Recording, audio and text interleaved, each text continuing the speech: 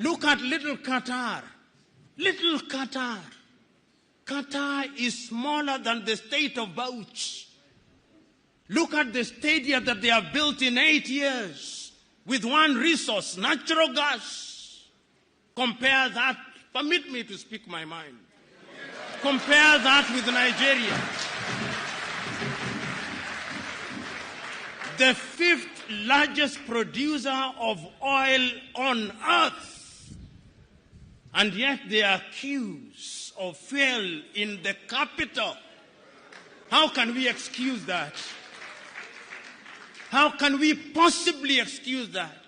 With gas from the Delta, we are flaring the gas. The Democratic Republic of Congo, with minerals worth $34.1 trillion under her belly. What is she famous for? War. Is that conspiracy from anybody? No. It is us. And then you can go on and look at the area even of vaccination. Not a single African country produced vaccine. We were begging. Oh, AstraZeneca, come to us. Oh, Moderna, come to us. Oh, come to... Why should we be given?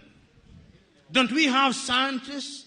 When I travel across the world, there are Nigerian scientists all over the world doing amazing things. But when they come here, you pay them $100 per month. No conspiracy. It is us. And until the day we are able to say that there is something wrong with the things we are doing, we are always going to blame other people.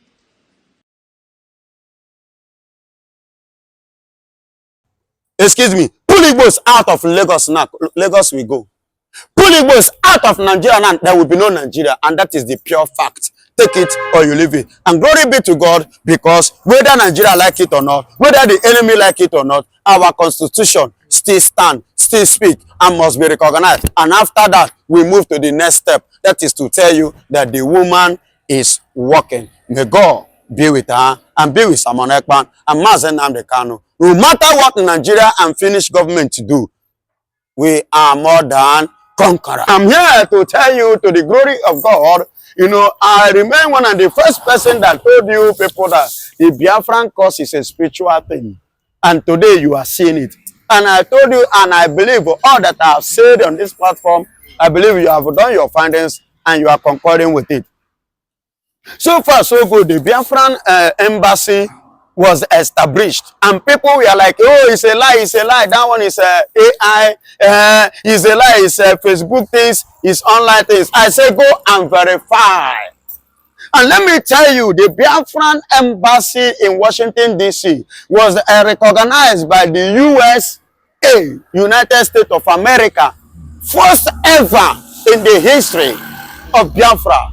Now it has been recognized and approved in the district of Columbia, Washington, D.C., United States of America. Please go and do your findings. Somebody called me from Ghana today in the afternoon, was like asking me, I said, please, sir, do not argue. I know that you are an enemy, you know, you are enemy of the Biafra. He said, Ngozi Orabeze is a Fulani. I say, yes, she's a Fulani, but at the same time, the same person you call a Fulani have been able to establish one, give a name for one thing. What has your opponent, your supporter, the person you are supporting, what have they been able to put in place? In regard to the struggle, me, I am not against anybody, but I will praise and I will, you know, promote your work, which I see.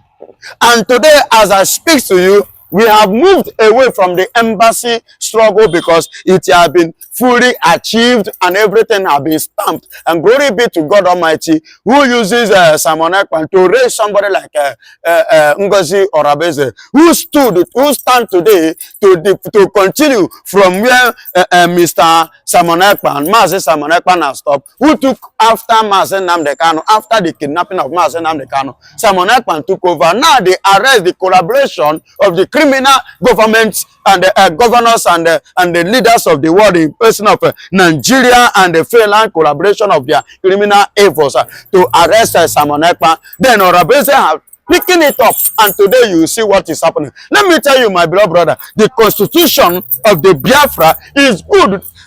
You see, it's good when you are pursuing a thing like this. You should go along with the people that, one, wisdom, two, love of that which you are doing is very, very important. You must love what you are doing, and you must have wisdom of God to go with you. And you must too have knowledge of what you are doing, have a better understanding to what you are pursuing. And all these criteria and qualification was found in Ngozi Orabese after Simon Ekpa. And she picked it up. Today, embassy is settled. Now, the constitution of the Biafra. You know, she was moving diplomatically to gain it diplomatically from the people that matters in terms of help and when the need arises.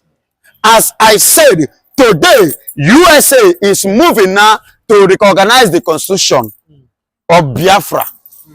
Just the same way they recognize the embassy of Biafra. You know, I told you people that if you are not a nation, you cannot have embassy. You can only have embassy when you become a nation.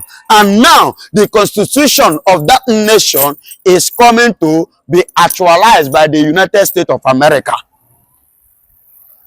But they are coming to give the recognition and to confirm it.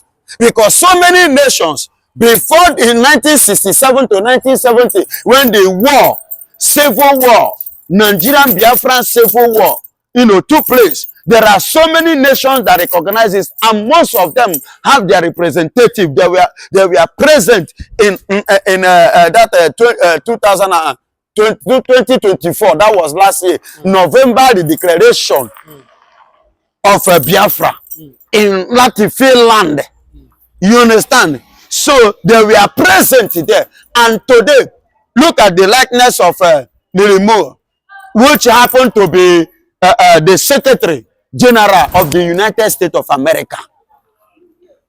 Look at the Congress, the congressmen of the United States of America. I'm not talking of Nigeria. I'm talking about United States of America. The Secretary General. Do you know what that means? And let me tell you again, the Igbos in diaspora, the Biafras in diaspora, both the generals, both those in active in service and those that are not active in service, have collaborated together, both at home and abroad, coming together now, pushing it forward to make sure that Donald Trump got the letter in full and get the recognition in full as it requires. Because this struggle now is going according to procedures, the process. You see why we still stand and say that Mazen Nnamdi Kanu, neither Simon Ekpa, none has ever violated any law. Regard to the freedom of them and their people called Biafra. Forget the sabotage that has been going on, that they are buying so-called the Igbo leaders and some of them, buying them over, giving them Nigerian money, the money that they will even die and live. They are not going to eat. Then they are betraying themselves. And I wonder what will become of their face when at the end of the day, if this Biafra come to pass. If it comes to reality as it's coming now, because they never believe that it will reach to this extent. Are you hearing me? See, it has gone beyond what Nigeria can chew. It's above Nigeria. Biafra is above Nigeria because Biafra is an ancient name. Biafra is an ancient deity name ordained by Jehovah Chukwu Okike Abiama before the existence of Nigeria. If I tell you that Biafra is older than the British, you will not believe it. And what is the meaning of British? Being trickish. being trickish. You just form that on your own. I did not just form. What is the meaning of British? Go and check the history of the Britain.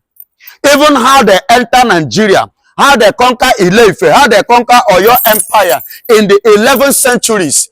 Before the Ile-Ife Empire expired in 14th centuries, before the Oyo Empire now took over, which begat Oromi, or how did I mention it, that made up the Benin Empire that you are hearing Benin today.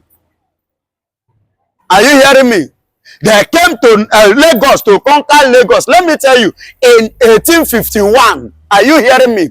In 1851 to conquer Lagos, but they find it difficult and they went back. I'm talking about the British. They went back and reinforced themselves and come back in 1860-61. That was when they conquer Lagos fully and take over Lagos. And let me tell you, the family that was in charge, in control of Lagos as at that time was Akintola family. Are you hearing me? It was in 1861. That was when they conquered Lagos. Are you hearing me? That is when the British, look at conquer Lagos in 1861. And while they conquer Sokoto, the Sokoto Caliphate in 1903, after Usman Fodio entered Nigeria, northern part, to be precise, in 1804. You understand? Are you hearing me?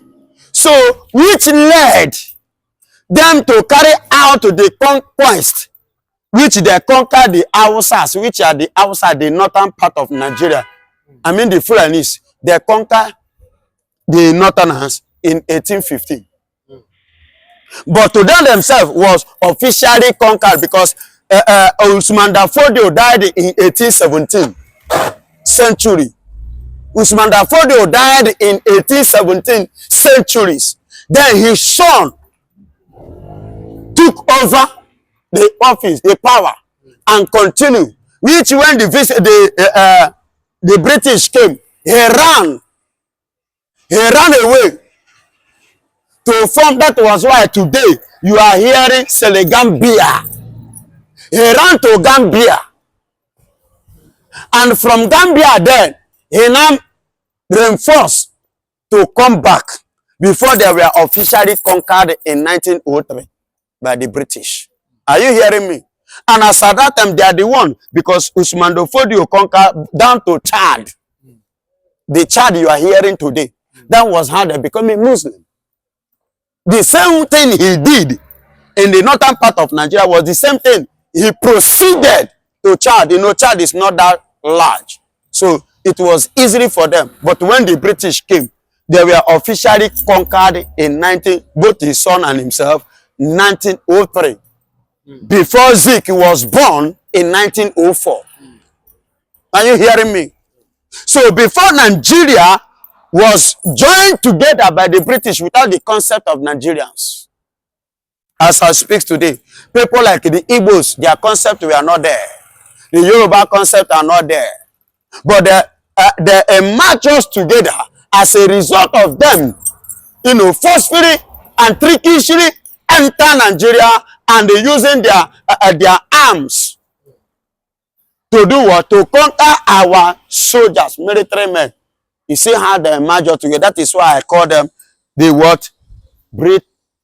Britain, the brain trickish. The trickish of the brain.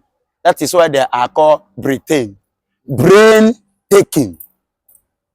That is the meaning of Britain, in case you don't know. The meaning of Britain is brain taking. So they were very, very trickish. They have never come straight. Take a look at the way they rule. They call it, I could remember during our school days, it was called indirect rule. I don't know what they call it during your own time. It was called indirect rule, and anything that comes indirect, that means it passed through the window, not direct at all. You see why I call them trickish? They are very, very trickish. And if you watch them till today, there are two trickish politics. Watch everything about them. They have never come straight. They have never been an open people. They are always in a very crafty, and a people in a crafty nature, with a crafty action. That is what they are. And ever since till today, Igbos have been a resistance to them. Ask them. You see why they hate Igbos the more. Igbos have been a resistant force to them. They find it difficult to conquer Igbos. Of which, even till today, that is why till today, we are still fighting. Biafra still continue. Biafra keep fighting because they are not ready to surrender to anybody. You see why in 1803, the Biafrans, the veteran Biafrans, sank themselves into ocean instead of them to serve as a slave. So Biafrans are known with what? A brave heart from the genesis of their life. Yes. So far so good. What you are seeing today is something that has been ever since before now. We are very, very resilient in anything, both to gorilla, both in every other aspect of defending ourselves. And we believe we are the people in this Africa that believe so much in their land. Are you hearing me? We believe so much in our land and we believe so much in ourselves and our God. The Chukwokike Obiama. I don't know if you are getting it. You see why in America there, today, they have watched us. They have listened to us. They have been following Biafra up to date. You see why they are now coming in concord to approve our constitution. Because every other things that is required of becoming a nation, a sovereign nation, we have been able to do what? To present it. Economically, you see us, the strength of Africa, the strength of Nigeria, to be precise, are the Biafrans. Igbos. Are you hearing me? We are the strength of Nigeria. The Nigeria is Britain is in Igbos. Like it or not, I am speaking the truth. Take Igbos away from Nigeria, Nigeria collapse. Some will disagree with you with this. Excuse me. Whosoever that come to disagree is people that don't want to take the truth. Or they are ashamed to the truth. Because they did not come from that very tribe. You understand? Excuse me. Pull Igbos out of Lagos now. Lagos we go. Pull Igbos out of Nigeria now. There will be no Nigeria. And that is the pure fact. Take it or you leave it. And glory be to God, because whether Nigeria like it or not, whether the enemy like it or not, our constitution still stand, still speak, and must be recognized. And after that, we move to the next step. That is to tell you that the woman is working. May God be with her and be with Simon Ekpan and Mazen Namdekano. No matter what Nigeria and Finnish government do, we are more than conquerors. When I was the ambassador, we had Nigeria on the special watch list, and then we made them a country of particular concern because this was going on. It's continued to take place, only it's growing. You've got more terrorist groups in the area. You've got more weaponry coming in. You've got more Christians being killed, and it's spreading throughout the region. You could have a caliphate, an Islamic radical caliphate, throughout the middle of Africa that would have 500 million people if you don't get on top of this. And yet, like you say, nobody even knows it's going on. Breaking: protest in Britain against Muslim domination. The indigenous people of British needs their country back from the Muslim domination. It is impossible. We Biafrans wish British people back. All the evils and terrorism they are sponsoring in Biafra land. You can't eat your cake and have it back. British government are sponsoring terrorism all over the world because of their safe interest. You must reap what you sowed. All the evils, killing and terrorism, British people are sponsoring in Biafra land must be British people portion. Amen and amen. Motsi Nnamdi Akwakanu is a British citizen, but British and Nigeria state collude to kidnap him unlawfully from Kenya, and they locked him up in DSS dungeon till today.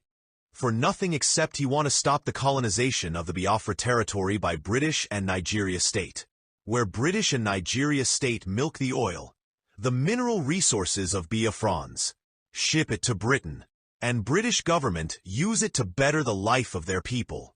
They build the best hospitals for their people, the best railways, the best roads, and the best internet services for themselves, while the Biafran people, where that mineral resources is coming from, are languishing in abject poverty, without any standard hospital, no healthcare system, no internet service, no international airport, no seaport, not even good roads, nothing at all, nothing. British people. British government cannot escape from the evil they import for themselves. Listen, here is important. British people can escape from this only when they stop sponsoring terrorism in Biafra land and remove their dirty hands from anything concerned Biafra. That's only how British people will be free. If you believe that those that are in power in Nigeria today would ever contemplate the possibility of giving power to an Igbo man in 2023 or thereafter, then you still haven't fully understood the challenge and the problem that we have in this country today. Biafra must come and Biafra must stand, whether they like it or not. Biafra must Mazen Namdekano must be free. Simon Ekpa must be free. Sisi Dias Musa is no longer pointing finger or pursuing the Fulanis that have been causing insecurity in Nigeria. He is busy pursuing Simon Ekpa. Ever since Simon Ekpa has been in the custody of the Finnish government, has Nigeria ever get peace, even up to today? The United States of America and even Israel has never called Nigeria as a nation or called Nigeria a nation state or a nation country. Is because of the division that has been existing between the tribal lines. And there is this video I have been searching for, and I finally laid my hand on it. The video is not what you see everywhere. It's not circulating everywhere online. I know where I went to fetch out this video for you, so you can know the truth about the hatred about some particular tribe in Nigeria. That if you want to move forward, you must not associate yourself with them. You must not allow the Igbos to rule as the head of Nigeria. Now I'm beginning to understand what is existing, what they have not been telling us, the histories that have, changed the mentality of integration or living together or coexisting as a nation. Yes, the division is so wide that even other countries, they see it more than we even see it. Because when you say a country is a state or a nation, they have common objective, they have common language, and they have common goal. And the goal that we talk about here in Nigeria is to make sure one part of this country is marginalized. One part of this country never rise. They never want them to see the light of the day. But don't forget that even when they waged war against them, they were quite demystified. They were conquered. About 30 million people were killed from this tribe. But they managed, they survived. And today, they are flying. They are doing well. Wherever they go, they make sure they make best out of whatever they lay their hand off. And now we are still hating on them, and nobody has ever told us the exact problem that they have. But it takes other countries to tell us what is actually existing among us. What is that is existing among us that we don't know? You are going to hear it from this video that I'm going to play for you today. Thank God this video is not from the foreigners, it's not from Igbo man, is from a Yoruba elder, a Yoruba man that that his face is very conspicuous, and thank God they are spilling out the truth, and we are beginning to know the truth about them. And if all these things that you have laid down is actually the truth, why not allow these people to go their own separate way? Let everybody go their own way so that we can chase a common goal. They can chase their own common goal, because when you measure America, they know what they are chasing. They want to become number one in everything that they do. Now, when you measure the nation Nigeria, what are we chasing? The only thing I know that we are chasing now is how to eradicate the insecurity in the land. And it's increasing. The more we chase how to eradicate this, the more the insecurity is a crime. Please listen to this video. You will understand better what I am talking about. So, do you want me to be honest or just speak, political correctness here? But I choose to be honest with you. I choose to be honest with you. And for me to be honest with you, I have to go back a little bit. But let me start with the situation that we're facing in this country today. If you believe that those that are in power in Nigeria today would ever contemplate the possibility of giving power to an Igbo man in 2023 or thereafter, then you still haven't fully understood the challenge and the problem that we have in this country today. You need to understand that the mindset of some of these people, not all, some, but those that Buhari represents, that is his own clique within the Fulani ruling class, not all Fulanis, but his own clique, who are in power today. Their mindset is that the most dangerous people in this country and the people that they must suppress more than any other are the people of the Southeast. And you need to understand that before the Civil War, and I need to go back in history because that's a damn good question and it deserves a clear answer, a thorough answer. Let's go back a little bit. Before the Civil War, these same people, he, for example, was active then. And you need to remember the role that they played on the night of July 29th, 1966, when the Northern Officers counter coup took place. And 300 Igbo officers were killed in one night, including an Igbo head of state. He was involved. And many of them that are running this country in that cabal today were involved or he supported it. They said it was to pay back for what had happened in January 15th, 1966. Now, after that, what happened?